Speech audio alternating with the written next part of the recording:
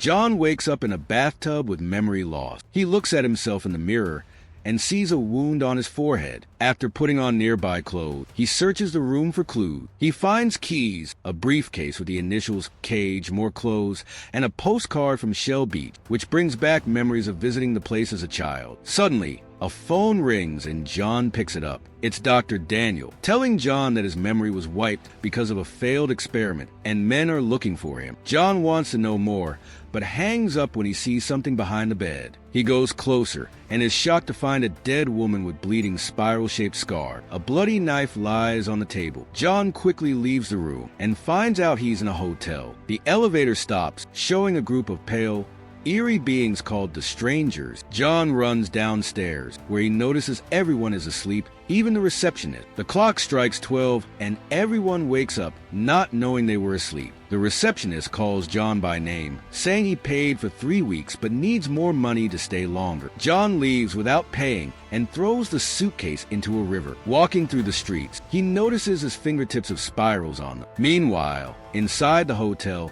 tension rises as the receptionist is suddenly shoved against the wall by the stranger. They hold a syringe, their faces serious and filled with purpose, demanding answers. They relentlessly ask her where John is, their voices cold and threatening. When she insists John left the hotel some time ago, the strangers show no mercy. They force a sedative into her, quickly knocking her out before leaving without saying another word. Elsewhere, Emma, a talented singer, receives an unexpected message from a coworker telling her that a card from her husband's doctor has arrived. Confused and worried, Emma heads to meet Dr. Daniel. She finds him focused on his work, experimenting with a rat and navigating a maze. It's a strange, almost scientific scene, and Emma's anxiety grows. She hadn't seen John in over 3 weeks, since a heated argument drove them apart. Dr. Daniel explains in a detached manner that John has had a severe mental breakdown and lost all memory. He suggests John could be delusional or even dangerous. Daniel warns Emma that John will likely contact her soon and urges her to reach out if that happens, adding more confusion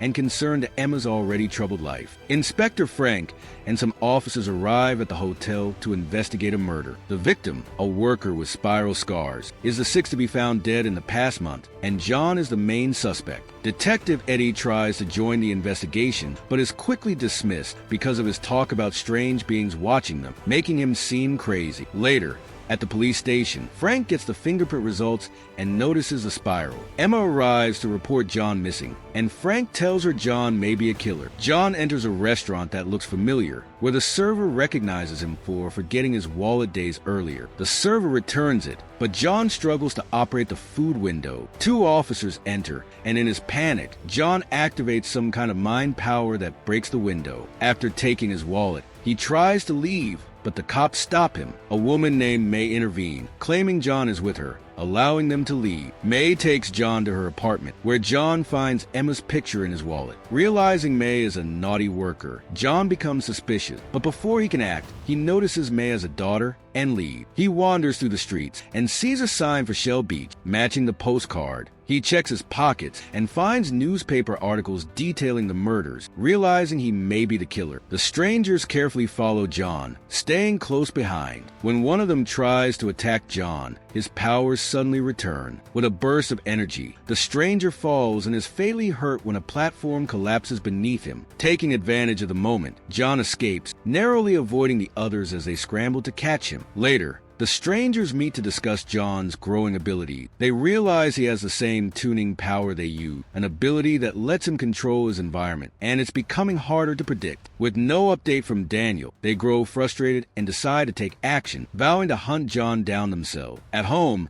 Emma finds John waiting for her. He doesn't remember her and only came to the address from the hotel book. She explains that John left after discovering her affair. However, John doesn't feel any violent thoughts and doesn't believe he's the killer. When he sees a police car outside, he runs, but Frank catches up and tries to arrest him. Emma distracts Frank, and John escapes by jumping to the lower floor. Frank follows him, but finds a room with no exit. Suddenly, a door appears on the wall, and John escapes the building. Frank finds Daniel's card and learns John was the one who left. John takes a cab and notices the driver has a Shell Beach souvenir. The driver is confused, not remembering the beach despite visiting many times. John is dropped off at Daniel's building where he watches Frank question the doctor. Daniel refuses to reveal any information. John follows Daniel into a bathhouse where a stranger approaches, showing him a syringe found in John's room. Daniel explains that John woke up and knocked the syringe out of his hand, escaping before he could be imprinted. The stranger is concerned because John is immune to their sleep powers and has the tuning ability. Meanwhile, Frank visits Eddie, a man obsessed with Spiral. Eddie believes the strangers can alter memories, a fear that has haunted him since a strange case drove him to madness. Now,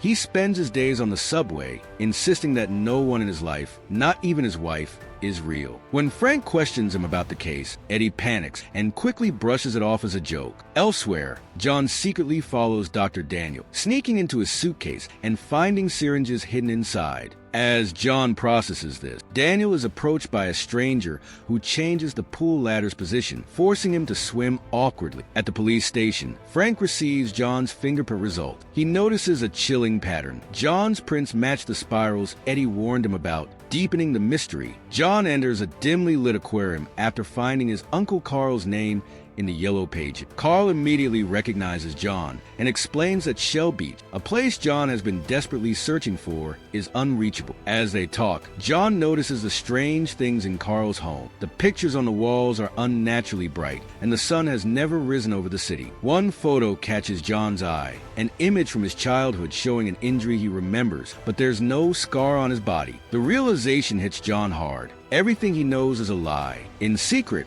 Carl calls Emma, but John overhears the conversation and panics, fleeing the house. Emma, now informed, tells Frank, and they rush to find John. Meanwhile, John faces the strangers, who manipulate the stairs to trap him. In a desperate escape attempt, John leaps across buildings, narrowly avoiding capture. He fights back when one of the strangers catches up, managing to knock him down and escape. Frank and Emma eventually rescue John, and the three head to Shell Beach, but Daniel insists it's a mirage. John uses his powers to break through a wall and discovers outer space on the other side, confirming the stranger's story that they have been abducting humans and experimenting with their memory. John then uses his powers to destroy the city, creating an ocean and rebuilding it. Emma wakes up with new memories, but John recognizes her and decides to rebuild the city as the sun rises, finally taking his first steps towards Shell Beach. The movie ends here. Thanks for watching.